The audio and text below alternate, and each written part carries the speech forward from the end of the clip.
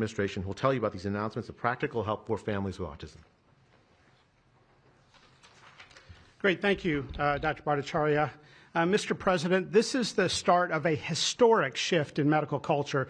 This administration is working together to ask big questions about why our nation's children are getting sick so fast. Too often, medicine is doing small little studies, giving us answers we already knew. But we've got to make a difference. You've given us a charge to identify root causes, and we are not going to stop so that we can end the suffering we are watching. And if you've seen a kid with autism, with severe autism, it's hard to watch. Kids get frustrated, they get angry, they can be crying because they want to speak and they can't speak. It's hard to watch, and it may be entirely preventable. For an epidemiologist, that child is an expanding statistic. But for a child, it can be brutal to have autism. Today, the FDA is taking action to update the label on acetaminophen and sending a letter to all U.S. doctors letting them know about the risks in pregnancy. We now have data we cannot ignore. There's a very large study, the Boston Birth Cohort, with researchers that have, from Johns Hopkins, my former institution, and Boston University, found, quote unquote, consistent associations between acetaminophen in pregnancy and autism.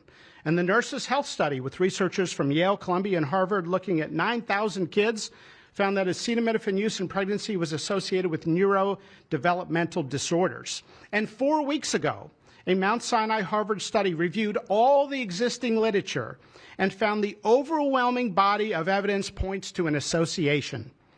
Sure, you'll be able to find a study to the contrary. That's how science works. But to quote the dean of the Harvard School of Public Health, there is a causal relationship between prenatal acetaminophen use and neurodevelopmental disorders of ADHD and autism spectrum disorder. We cannot wait any longer. And honestly, there's been this perfunctory, reactionary, mindless practice in medicine. I learned it in medical school and residency. Just treat all fevers, low-grade fevers, treat them with acetaminophen. Why? What are we doing?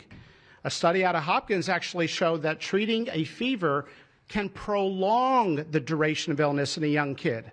Maybe that's because a fever is a body's natural way of ridding an infection. When my wife was pregnant and delivered our son a few months ago, they pushed her to take acetaminophen for a low-grade fever. She said no, and then they looked to me and I said, absolutely no. I'm also here to announce good news. Today, the FDA is filing a Federal Register notice to change the label on an exciting treatment called prescription Lucavorin so that it can be available to children with autism. You know, autism may also be due to an autoimmune reaction to a folate receptor on the brain, not allowing that important vitamin to get into the brain cells.